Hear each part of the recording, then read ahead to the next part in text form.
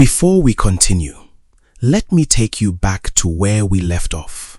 My name is Ebenezer, 34 years old, locked inside my younger sister's BQ like a sick goat by my own blood because poverty had made me something they needed to hide. I prayed the most broken prayer of my entire life. God, I don't even know if you still see me. But if you do, I am tired. Then I slept, and at 6:30 p.m., my phone rang. I want you to understand what kind of man I was in that moment. I was not a man waiting for a miracle. I was a man who had stopped believing miracles still happened to people like me. I had prayed, yes, but even as I prayed, a part of me had already accepted that maybe this was it. Maybe this was how my story ended, on a mat, in a locked room, behind someone else's house. So when that phone rang, I stared at it for a long time. Unknown number. In Lagos, unknown numbers mean trouble. They mean the people you owe money have found a new line. They mean someone is calling to remind you of everything you have failed to be. I almost let it ring out, but something, not logic, not hope, just something said to me, answer it. Hello? Is this Mr. Ebenezer? A woman's voice. Calm, warm, like someone who had been carrying this moment inside her for a long time.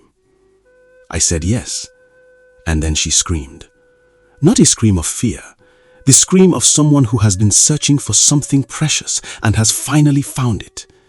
Thank you, Jesus. I have been looking for you for 5 years. I sat up so fast the room spun. My name is Mrs. Ifeoma Okonkwo, she said. You worked at the Victoria Island branch. You were my account officer 12 years ago. I closed my eyes. 12 years ago. I was a different man 12 years ago. I tried to reach back into that life, the suits, the desk, the branch, and find her face. And then, slowly, it came. The rain, the wet tiles in the banking hall, the smell of damp clothes and cold air conditioning fighting each other at the entrance, the sound of the branch winding down for the afternoon. And then, her. She walked in like someone who had rehearsed the courage it took to walk through that door, soaked from the bus stop. A small nylon bag on her lap that she held with both hands like it contained everything she owned, because it did. She sat across my desk, and before she said a word, I looked at her face. Not with pity. I had seen that face before. Not her specifically, but that expression. The expression of someone who has already been told no by everyone else, and is only here because they have nowhere else to go. She was a widow. Her husband had died 8 months before. 3 children. 2 of them sent home from school for unpaid fees.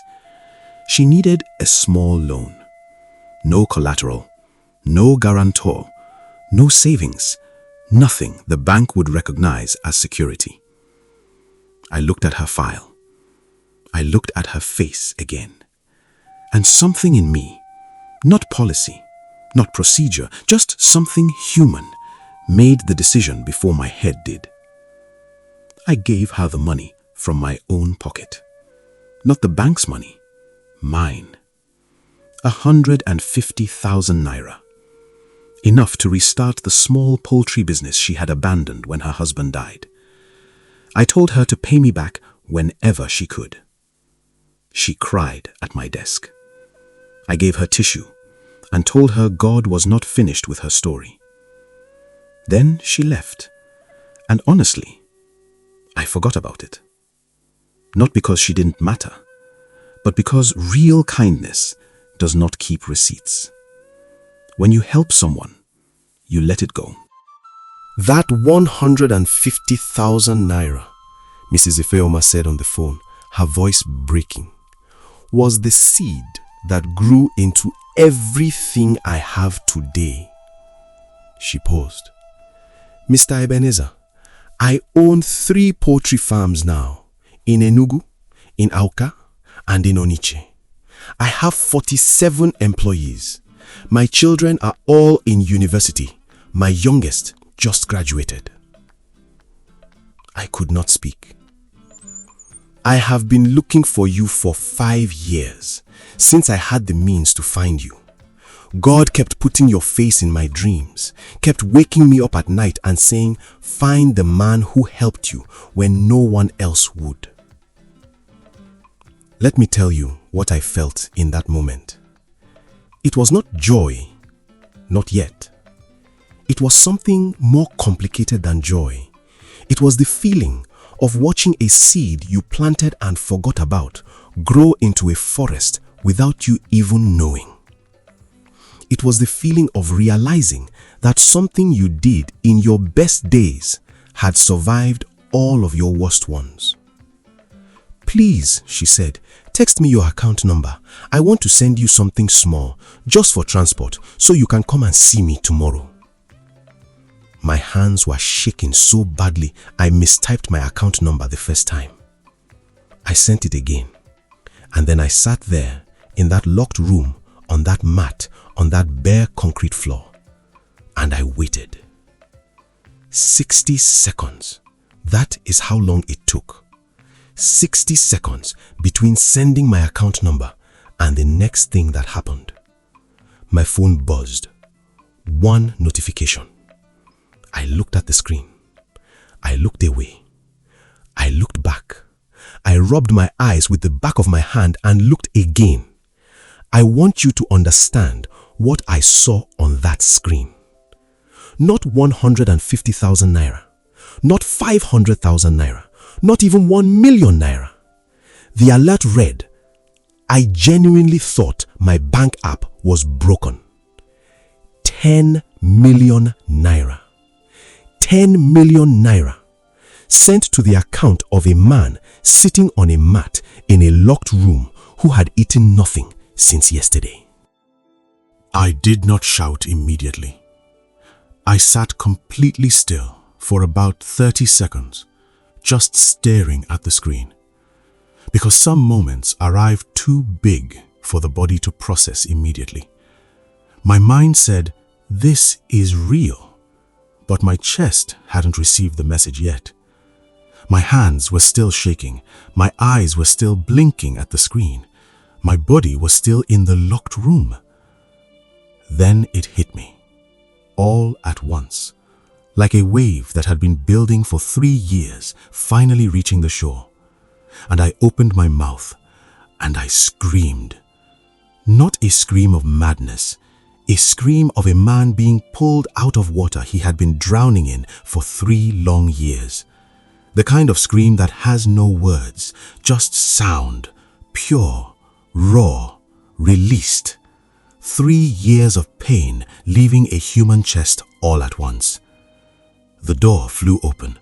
My sister, her husband, both of them rushing in like the house was on fire. Ebenezer, Ebenezer, waiting happen. I couldn't answer. I just held up the phone and watched their faces. My sister saw it first. I watched her eyes move across the screen, left to right, like she was reading something she didn't understand. Then she read it again. Her mouth opened, but nothing came out. Her husband leaned in, squinted at the screen, pulled back, leaned in again, like his eyes were lying to him. The room went silent.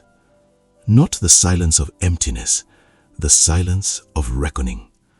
The kind of silence that falls when people suddenly understand what they have done. You could hear the ceiling fan in the main house turning slowly. You could hear a neighbor's generator humming outside. You could hear my sister's breathing, short, shallow, like someone trying to hold themselves together. But no one spoke, because there are no words for the moment you realize you locked a miracle in your BQ. Her husband recovered first. He reached out and placed his hand on my shoulder. Emmanuel, waiting happen. Who sent you this kind money? I looked at his hand. This hand. The hand of the man who had stood outside that same window earlier that morning, watching me like I was entertainment. I did not slap it away. I did not raise my voice. I simply picked it up between two fingers and moved it off my shoulder. Quietly, deliberately, like removing something that did not belong there. Then I stood up. I looked around that small room one last time. The mat, the dead fan, the wiring on the walls, the burglar bars, the single yellow bulb, everything that had held me for the past months. I nodded at that room, not in bitterness, in gratitude, because that room had been the place where I finally stopped pretending and told God the truth. And God had answered, right there, in that room, on that mat. So I nodded, and I walked out, barefooted. I felt the concrete of the BQ doorstep under my bare feet, cold, rough, real. Past the generator still humming in its zinc shelter, past the smell of engine oil and dry leaves, through the back door of the main house, into the parlor. My sisters-in-laws, the bid people she had hidden me from, sat arranged on the sofas in their fine clothes and their fine shoes and their fine conversation. It stopped the moment I walked in. Every eye turned. A barefooted man in a faded army green t-shirt, walking through their evening like he owned the air. I did not look at them. I did not lower my head. I did not apologize for existing. I walked, straight, steady, chin level, like a man who had just remembered who he was. Through the parlor, through the front door, across the compound. I felt the warm, sandy ground shift under my bare feet as I crossed to the gate. Still warm, still holding the heat of the day. The gate creaked as I pushed it open, and I stepped out into the Lagos night. And I looked up at the sky. The stars were out. The same stars that had been there every night while I was suffering. The same stars that had watched me lose everything. But tonight, for the first time in 3 years, I actually noticed them. I took a taxi to a hotel in Lekki. A real hotel, not a guest house. A hotel with hot water and clean sheets and room service. I ordered a meal that cost more than my sister's weekly food budget. I ate slowly, every bite, like a man who had been reminded that he deserved to eat. But here is the thing I need you to know. When it was time to sleep, I did not sleep on the bed. I took my pillow and my blanket off that hotel bed, and I lay down on the floor. Not because I was humble, not to prove a point, but because I needed to remember. I needed to feel the hardness of the floor one more time while my life was changing, so I would never forget what it felt like to have nothing. Tomorrow morning, I would meet Mrs. Ifeoma, and what she had waiting for me was not just money. It was a door into a life I had stopped believing was still possible for me. But that is a story for part 3. In part 3, Ebenezer meets the woman who changed everything, discovers what she built, returns to his sister's house, and faces the question every wounded person must answer eventually. What do you do when the people who broke you suddenly need your mercy? Don't miss it.